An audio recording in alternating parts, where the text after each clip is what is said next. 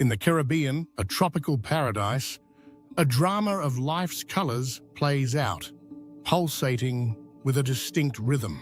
When it comes to survival, there is no room for mercy. The tiger shark, the king of the Caribbean Sea, is an apex predator with remarkable adaptability. It can detect a single drop of blood in seawater and will track an injured fish for kilometers. Its special sensory cells can detect weak electric fields and locate any animal in its surroundings. Sea turtles, which can grow up to 1 meter in length, find relative safety in seagrass meadows. But the tiger shark patiently awaits a critical moment. Every 20 minutes, the turtle must surface for air. At the moment, the turtle is most vulnerable. Its tough shell cannot withstand the tiger shark's powerful jaws. In a matter of seconds, the Caribbean Sea's largest predator kills its 100-kilogram prey. Predators like the tiger shark are the true pirates of the Caribbean. To survive, aquatic creatures in this region must use intelligence and unique strategies. Parrotfish, once prey for sharks and rays, have evolved into master builders, constructing nests with coral fragments to protect themselves from bottom-dwelling predators. Lazy bicolor damselfish take advantage of the parrotfish's efforts. However, during reproduction, the damselfish's behavior changes dramatically. Despite their small size, they fiercely protect their offspring, confronting any creature that comes too close. Experienced neighbors recognize the danger when a hermit crab abruptly changes direction near a nest. Despite being 50 times larger than the damselfish, the crab flees quickly to avoid punishment. When the damselfish feels safe, it emerges from its custom-built hiding place, ensuring that no predators are present. It carries its eggs in its mouth to provide fresh oxygen while protecting its young for about a week. During this time, it does not eat anything. Coral creatures near the shore are afraid of 2-meter-long stingrays. However, scavenger fish such as jacks appear to anticipate the stingray's movements. As the stingray searches for clams and crabs in the sand, it stirs up microorganisms, providing a convenient meal for the jacks. The stingray also provides protection against other predators simply by being present. The pink conch, which can grow to 30 centimeters in length, is the Caribbean's largest sea snail. Its tough shell is impenetrable even to stingrays, making it a highly sought-after residence once the original owner has left. Soon, the abandoned shell becomes a thriving community. Sea anemones defend their homes, but resident species are resistant to their toxins. Certain fish, such as gobies, never leave their homes for good reason. Coral reefs are an ongoing battleground. A moray eel's slender body allows it to hunt in crevices that larger sharks and stingrays cannot reach. With over 200 vertebrae, it can fit through even the narrowest gaps. However, prey aren't defenseless. Porcupine fish inflate to twice their size when threatened, revealing sharp spines. Scorpion fish defend themselves using camouflage and venomous spines. Predators must be precise to catch their prey. Some species, such as remoras, attach to sharks using suction pads. In exchange for cleaning services, they receive protection. Sharks tolerate these visitors and may even seek them out for parasite removal. Predators, it appears, are not always hungry. As night falls, rare nocturnal hunters appear in the Caribbean. In the deep waters off remote islands, mysterious predators emerge from depths of nearly 3,000 meters. This unique environment provides rare glimpses of massive creatures. Explorer Castelli descends 900 meters beneath the surface in his self-built submarine, where the water is nearly frozen and the pressure is 90 times that of sea level. Castelli is looking for 6 gill sharks, whose movements and breeding habits are a mystery. These creatures, found in the Caribbean and Atlantic, live at depths of more than 1,000 meters.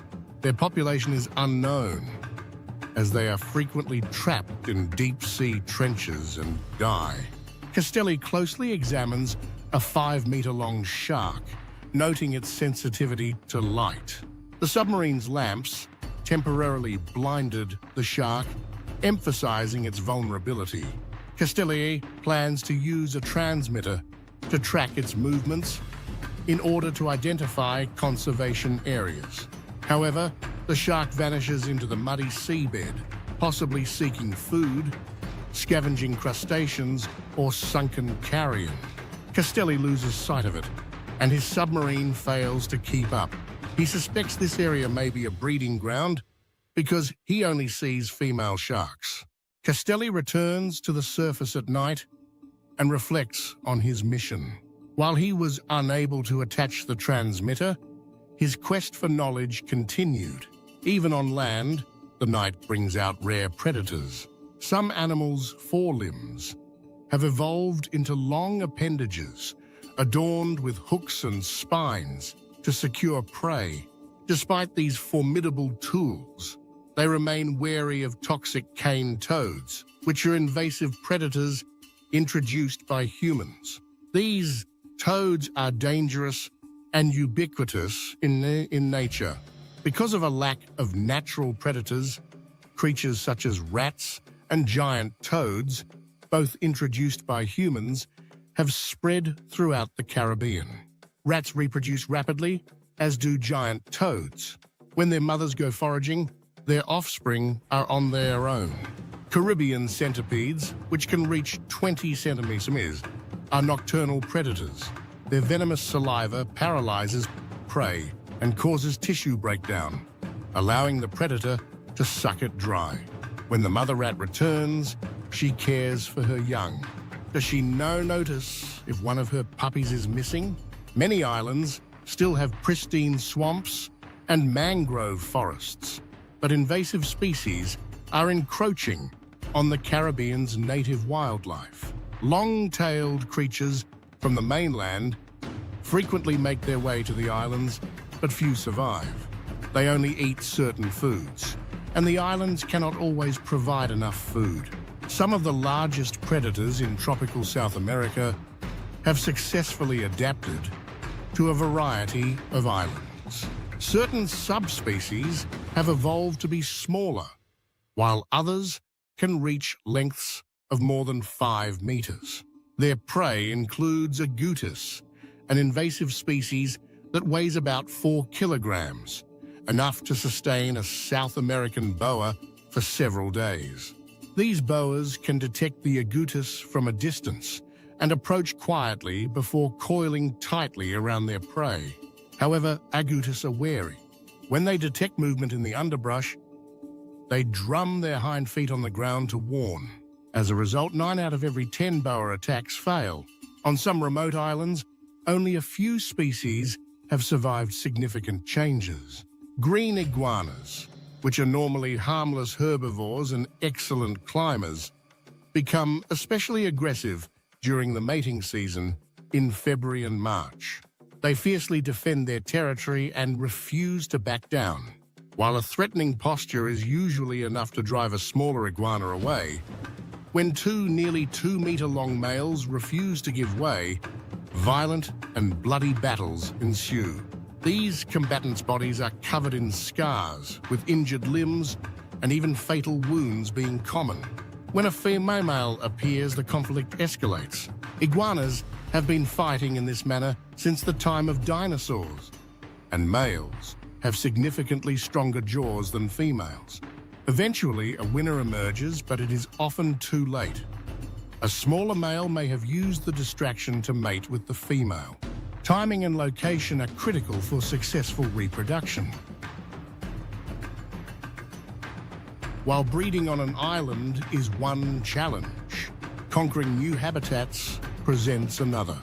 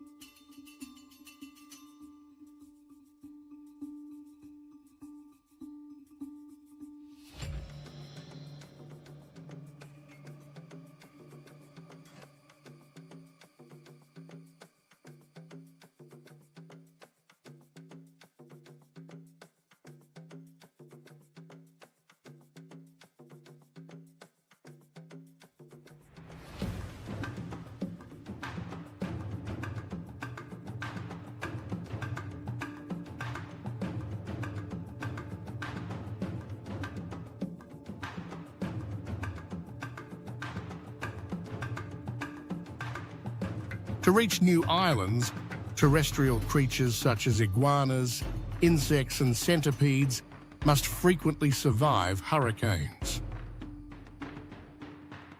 Some manage to cling to debris and drift hundreds of kilometers to distant islands.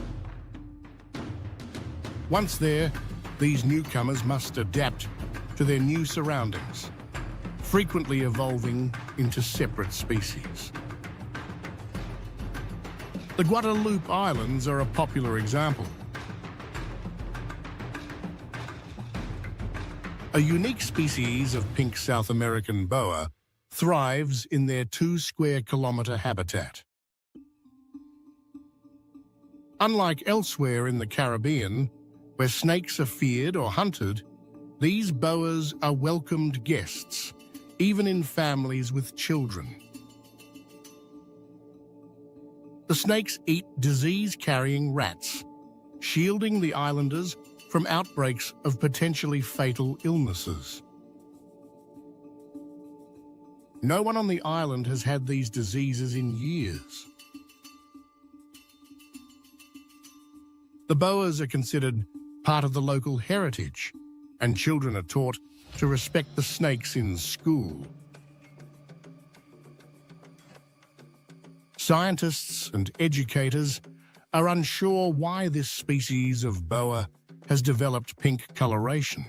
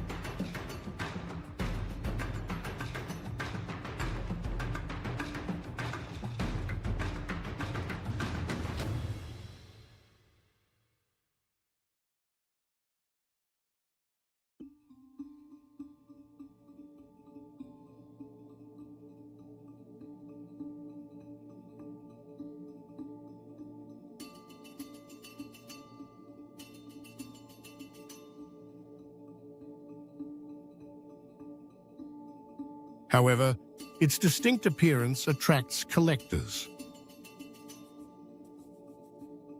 Poachers are increasingly targeting these snakes, threatening their population.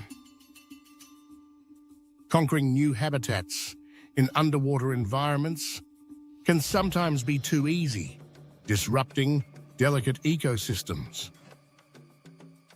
The red lionfish, an invasive species in the Caribbean, originated in the Pacific Ocean, but was first observed in Caribbean waters in the early 2000s, most likely after being released from an aquarium.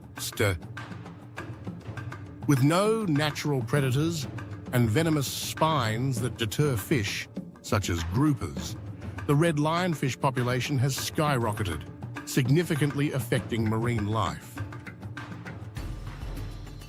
Coral reefs have been abandoned, as a single adult lionfish can consume up to 50 small fish per day. As the lionfish population grows, native fish populations decline. Lionfish are currently 5 times more abundant per hectare of Caribbean coral reef than in their native Pacific habitat. Biologists were forced to intervene. Nicholas Sparks, a marine biologist, spears every lionfish he sees to protect coral reefs from further damage. Sparks expands his efforts by incorporating biologists and dive guides into deep-sea expeditions. These expeditions frequently attract curious dolphins, particularly bottlenose dolphins, who use coral reefs as scratching posts to rid themselves of parasites. Sparks's proposal is straightforward. If divers band together, the lionfish invasion can be pushed back. He teaches divers how to use spears, starting with coconuts, because they are safer and more stationary than lionfish. Lionfish prey on a variety of marine organisms, including juvenile fish and crustaceans. Their hunting affects not only the Caribbean, but also its traditional predators. Scientists have begun training sharks and groupers to prey on lionfish in an effort to restore balance. Sharks and groupers, which are immune to lionfish venom, have started hunting them. Perhaps the natural predators of the Caribbean can help to restore ecological balance. Aquatic ecosystems have a direct impact on local human populations. For example, the red lionfish invasion has piqued the interest of impoverished coastal fishermen. These fishermen observe the dwindling number of large fish species and empty nets. Nassau groupers, for example, only spawn once a year during full moons in February and April. For centuries, they have returned to the same coral reefs to mate, expending enormous energy competing for females. Male groupers show off their brightest stripes during courtship, while duller-colored females observe from a distance. Despite their efforts, some females remain indifferent and refuse to spawn. The male's sperm drifts away in the current, resulting in a lost generation. Scientists believe that this failure may be directly related to global warming. Lemon sharks rest on the seabed at night, unlike other shark species which must swim continuously. Cleaner fish and remoras help to get rid of parasites. Meanwhile, sea anemones protect nearby animals with their venomous tentacles. However, some anemone fish go a step further and use the anemones as mobile fortresses. Many squid species in the Caribbean reefs are nocturnal hunters, thriving in the darkness of night. Its tenacious tentacles capture plankton as it emerges from the ocean depths.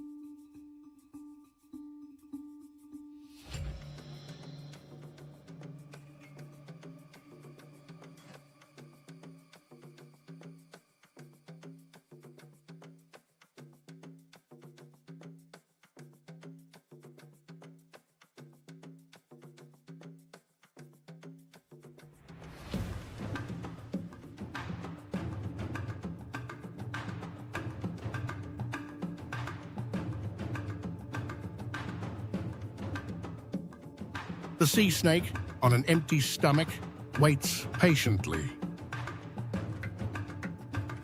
However, when a fireworm appears, the snake chooses to flee rather than face an encounter.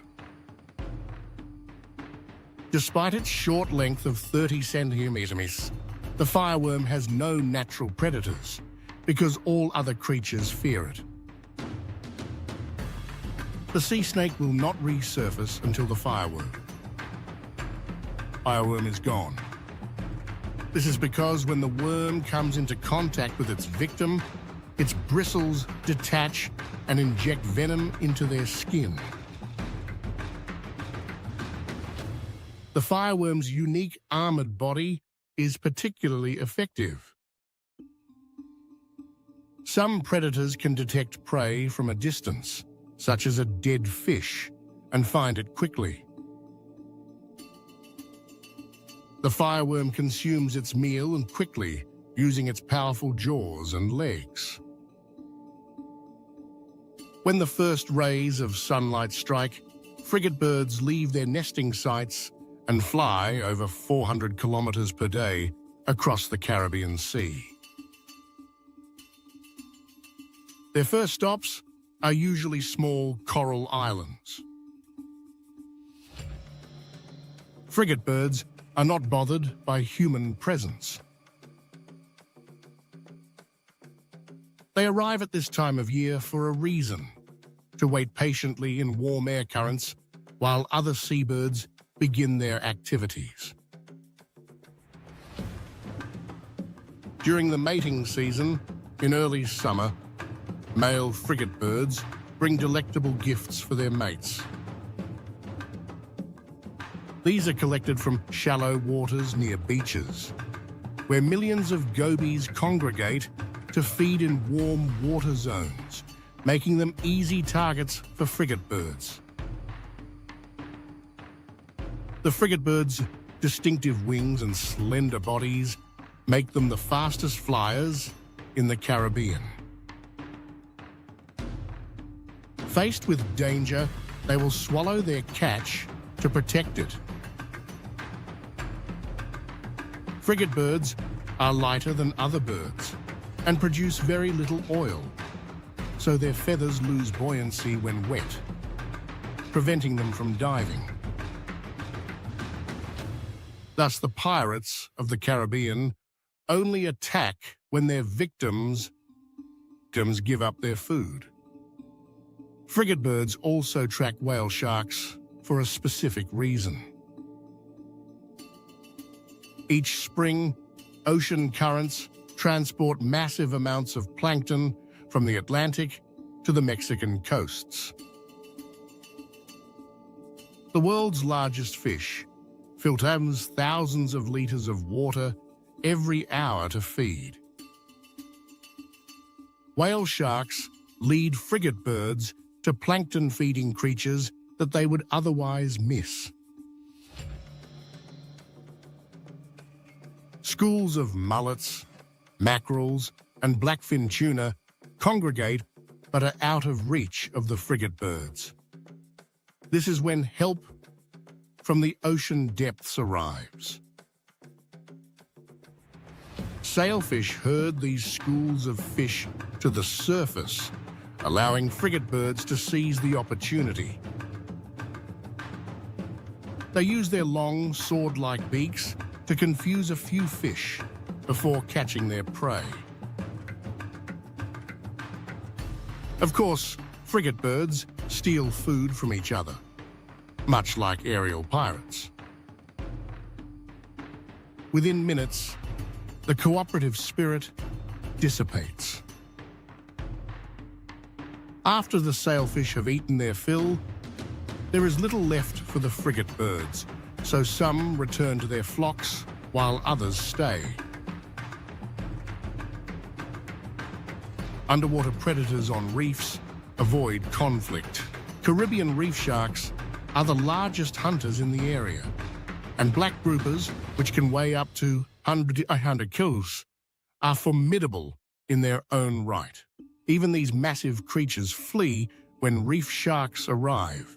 Black groupers, like other reef fish, are territorial, but they leave their areas when sharks approach. This time, however, the sharks do not pose a threat. They've come for skincare.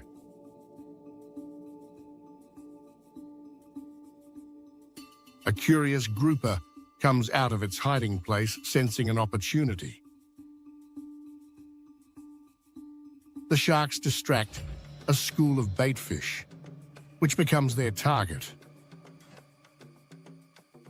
Groupers play an important role in coral reefs by preying on sick or injured fish, preventing the spread of disease. The grouper detects the scent of blood in the water from an injured baitfish and feels the vibrations.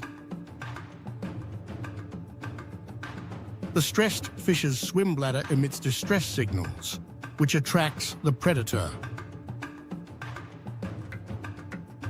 Unfortunately, the baitfish's refuge is insufficient, making it an easy target.